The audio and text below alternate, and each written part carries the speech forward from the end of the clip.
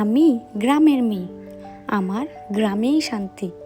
গ্রামের এই চারিদিক যে সবুজ বনালীতে ঘেরা, এটা যে প্রকৃতি নিজেই গড়ে তুলেছে, যেটা মানুষ কখনো গড়ে তুলতে পারে না, এটাতেই তো দেখলে শান্তি। তো হ্যালো এভরিওয়ান, কেমন আছো তোমরা সবাই? আশা করি সবাই অনেক ভালো আছো। তো আমিও তোমাদের সবার দোয়ায় অনেক ভালো আছি। তো দেখো, আজকে আমি গ্রামে আছি বলেই হয়তোবা এটাকে আমি হাতের কাছে পেয়েছি।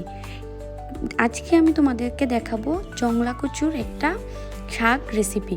তো শাকটাকে আমি প্রথমে কেটে পরিষ্কার করে ধুয়ে রান্না করে নিলাম। রান্নাটা করছি কিভাবে, তোমরা তো ভিডিওটা পুরোটা দেখলেই বুঝতে পারবে। তো সবশেষে তোমাদেরকে আমি একটা কথা বলি, যে গ্রামের মধ্যে যে সব কিছু পাওয়া যায় হাতের কাছে, সব কিছু নিজের ইচ্ছে মতো করতে পারে, যা কখনো শহরে করা যায় না। তো তোমরা তো অনেকেই হয়তোবা শহর থেকে এই ভিডিওটা দেখছো। তো শহরের মধ্যে যেই শান্তি সেটা শহরের মানুষ বুঝবে, আর গ্রামের মধ্যে যে শান্তি সেটা গ্রামের মানুষরাই বুঝবে। তো সব কিছু রান্না করে দেখো আমি এখন খাবার খেয়ে নিচ্ছি।